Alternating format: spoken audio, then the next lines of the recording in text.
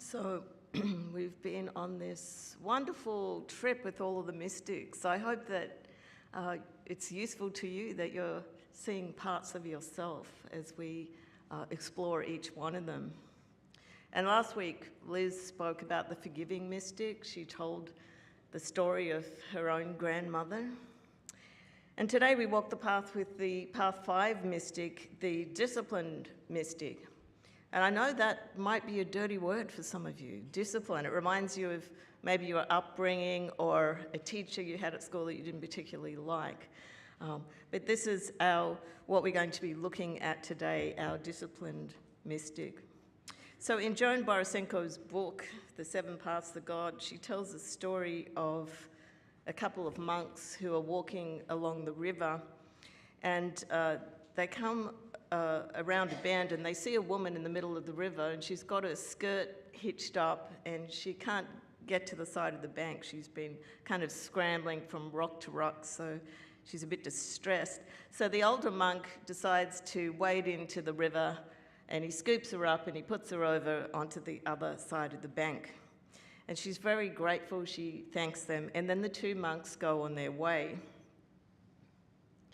When the sun sets, the monks are released from their vow of silence, which they keep during the daylight hours.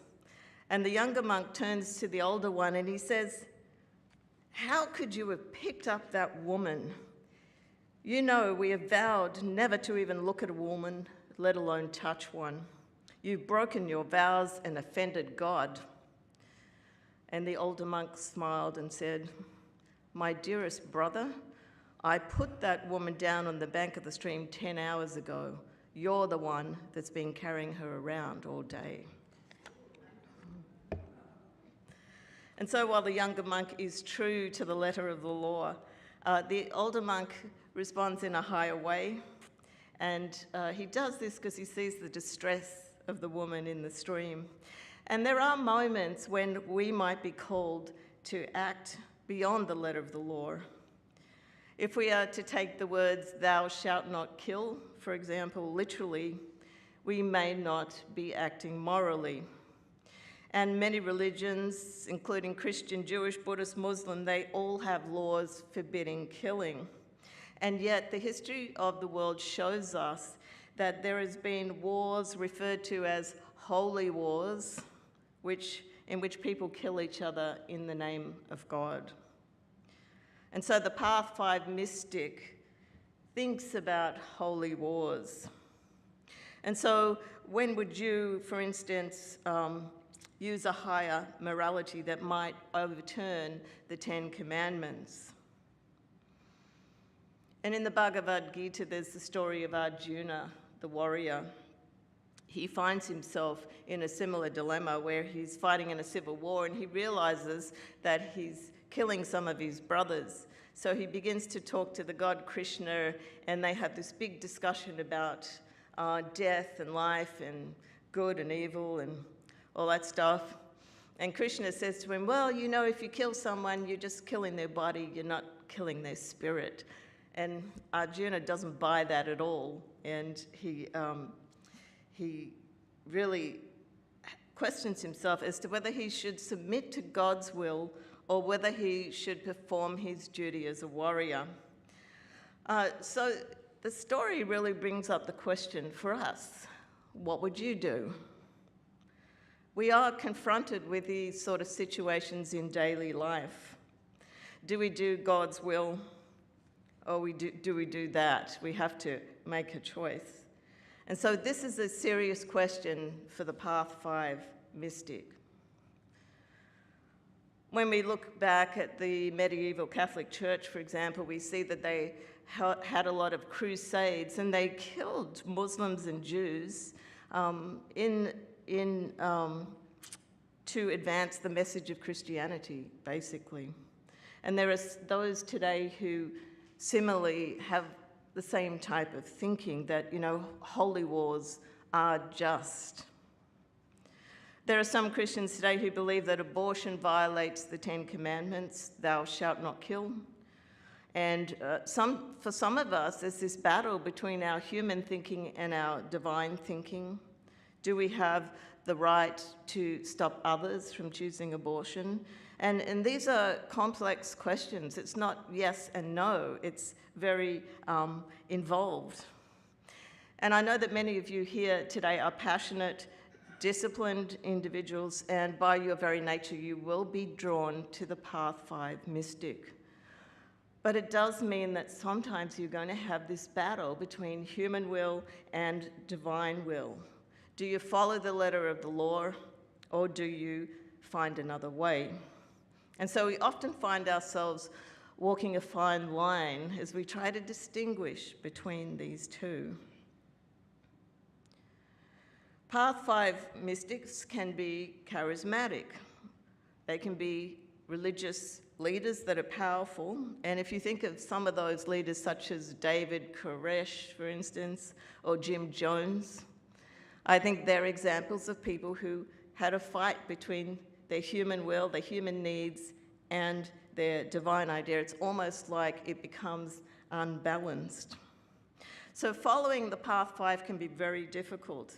It requires us to have discernment and discipline, and we need to have the ability to discern between what is our human will and what is our divine will. If we look at the dilemma of thou shalt not kill, do we follow the letter of the law and all become vegetarians or vegans? And you know, Buddhists don't kill bugs, but what do you do if a whole lot of fleas decide to make your carpet their home?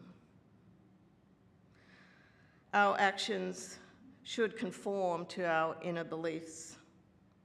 And so if you believe that slandering others is wrong, then don't gossip.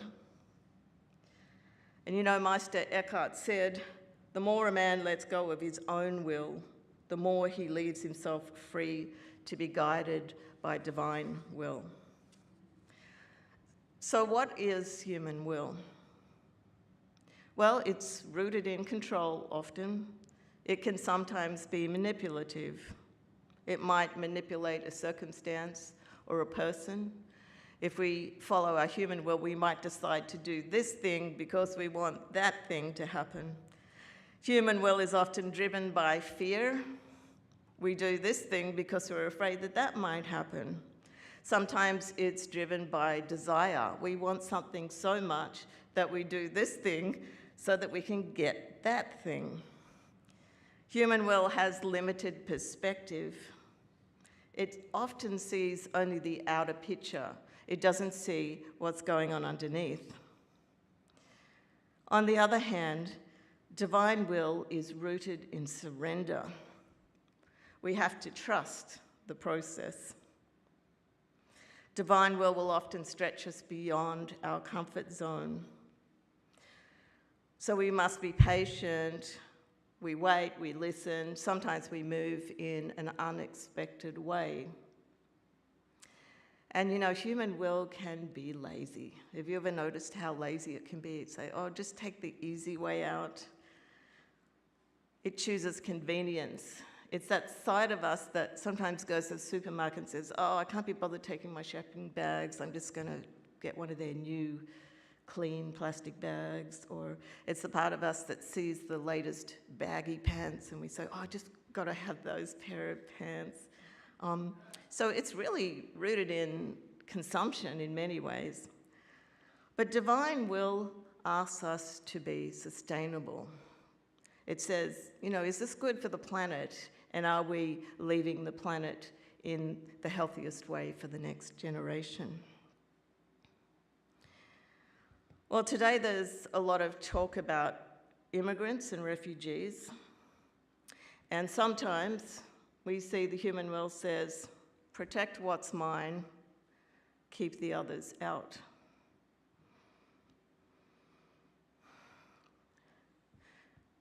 And this week, I had a personal experience. I went to the post office to apply for my passport. And the woman behind the desk was very rude. I don't know why.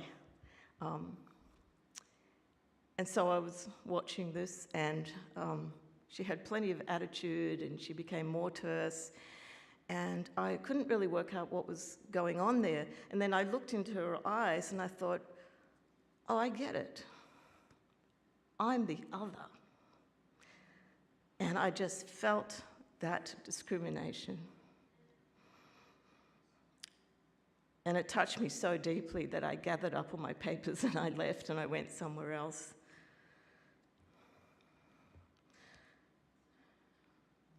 So divine will welcomes in the stranger, because divine will knows that when you welcome in the stranger, you welcome in spirit as well.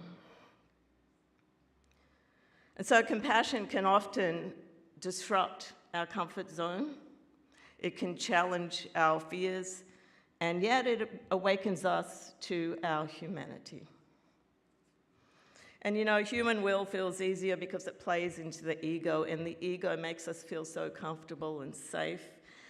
Divine will can feel much harder because it requires us to be patient and to have courage. Just like Stacey spoke about this morning, courage, be brave, she said. What a wonderful daily word we had this morning. And so I have been affirming, not my will, but thy will be done. And I love those words because they're so powerful. Please say them with me. Not my will, but thy will be done. Breathe in the power of those words. I'm going to invite you just to put your hand on your heart for a second and whisper to yourself, not my will, but thy will be done.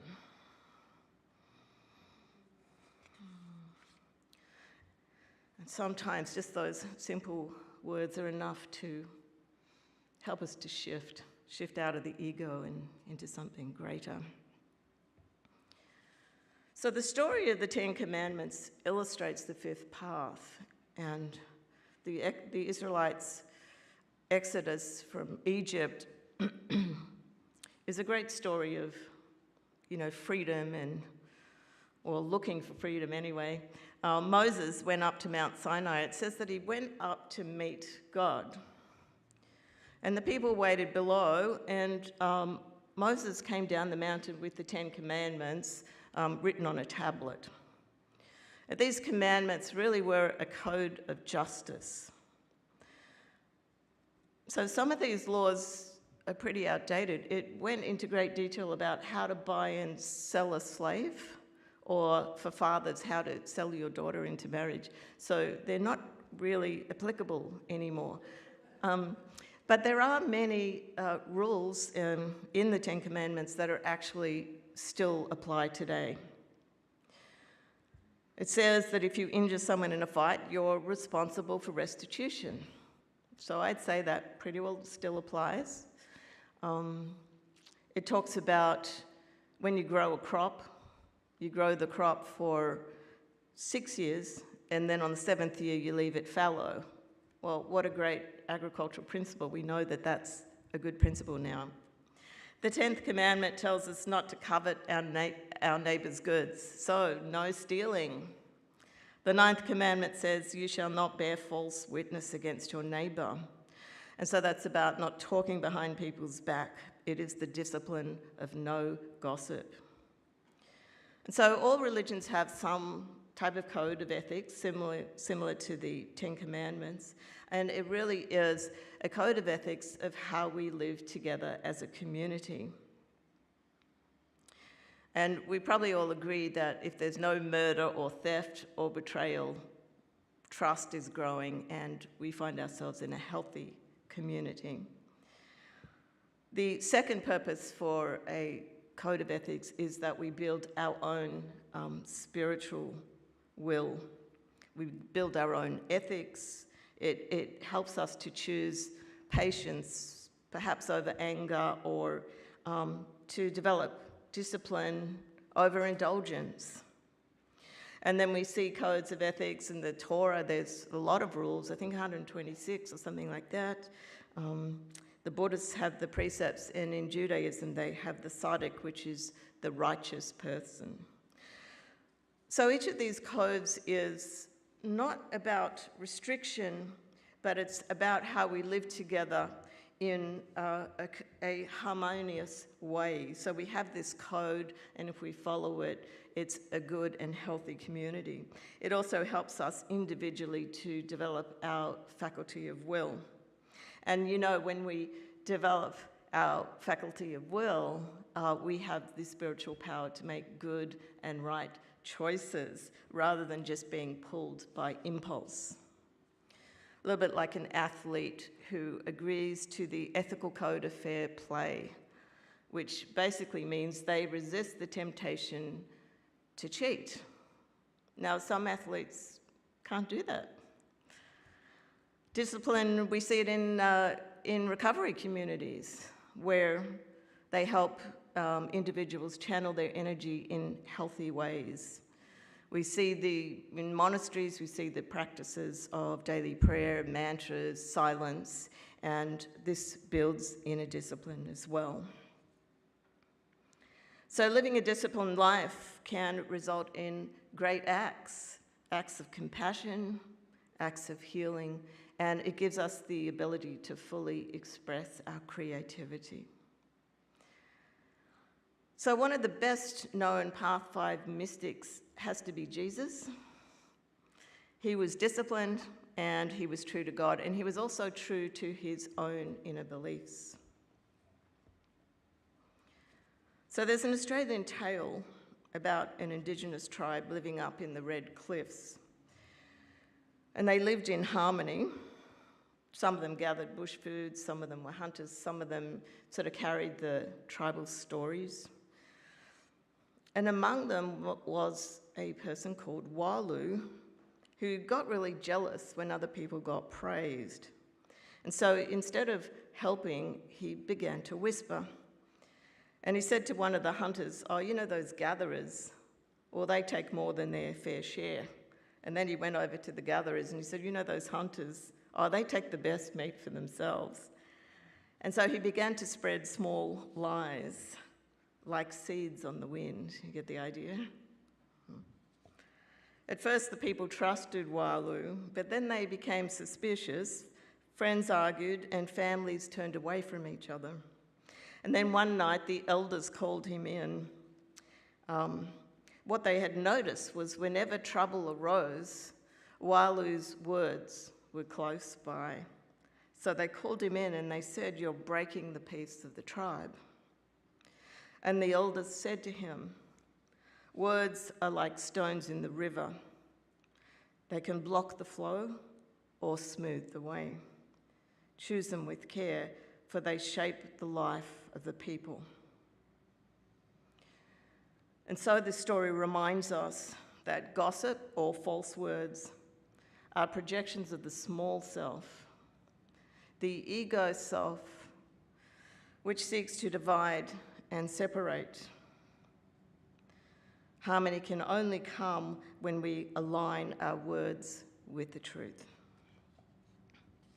And so you've got some homework this week. Your reflection paper, you'll find this in your bulletin, there's some down the back. And your homework is to choose one commandment or precept and practice it wholeheartedly. Can you do that? Yeah. So I'm going to leave you with a few suggestions as a Path 5 mystic. If you ever feel zealous or righteous about anything, reflect on whether you're doing God's will or your own. When a dilemma arises, check to see if your actions line up with your inner beliefs.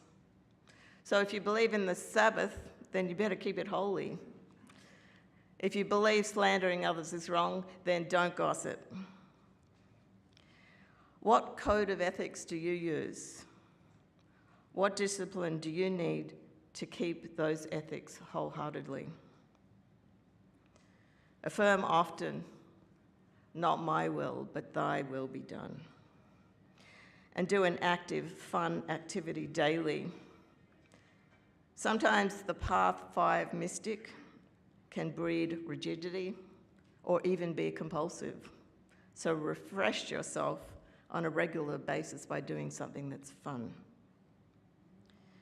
So in the words of the Unity author Eric Butterworth, He said, "The will of God is not something imposed on us from without, but the ceaseless longing of the Spirit within us. Our struggle is not against God's will, but against giving up our little will to embrace the greater." And so it is. Amen.